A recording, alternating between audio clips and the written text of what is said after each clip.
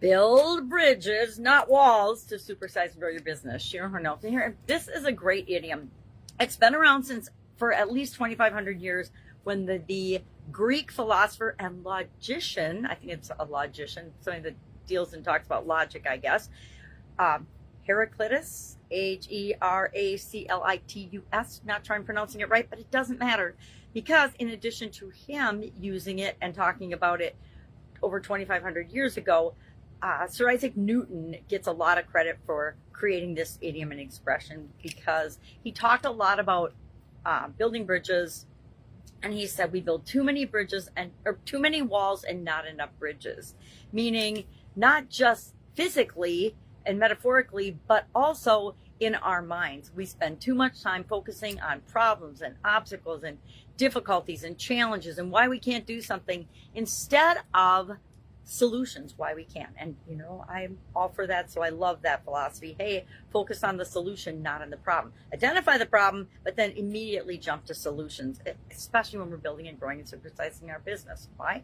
Because we're going to run into a whole lot of problems and obstacles and challenges that come our way, like every single day. So we might as well get really, really good at changes and challenges and finding solutions and focusing on solutions. Martin Luther King Jr. also said, let's build bridges, not walls, in one of his famous speeches. And so there's a lot of good, strong historical use of this particular idiom and expression. And I think it helps us to visualize what we want to do and what we want to create with our businesses, and usually in our lives as well.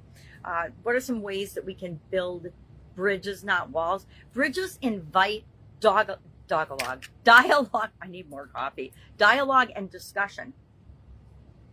They invite people to contribute, to solve problems, and focus on solutions.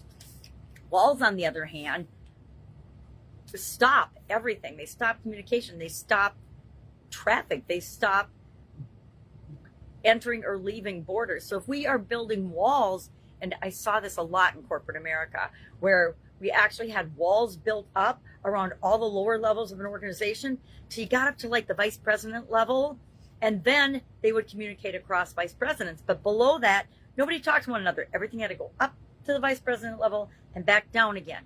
Guess how long it took to do anything in those businesses? Forever, which gives anybody who knows about that a competitive advantage.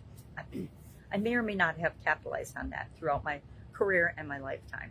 Anyway, it was called the silo effect, and it's just like that. And if you've ever been on a farm and you've seen big silos next to one another, you know that they don't cross products or information or anything until they get up to the top or the bottom, when you can take out the grain and mix them. Same was true with communication flowing across some of the bigger corporations and organizations I work for.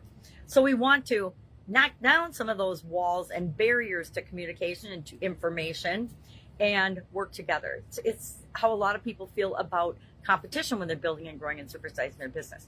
Do you really have competitors, or do you specialize in one area of your market and other people specialize in other areas? So the people that you can't serve because they're not perfect for you, you can give to them, and the people that they're not perfect for, they can give to you. So we want to be calm. We want to set boundaries. We want to know what the boundaries are. The boundaries don't have to be big, hard, fast, solid walls that are 1,000,000 feet high.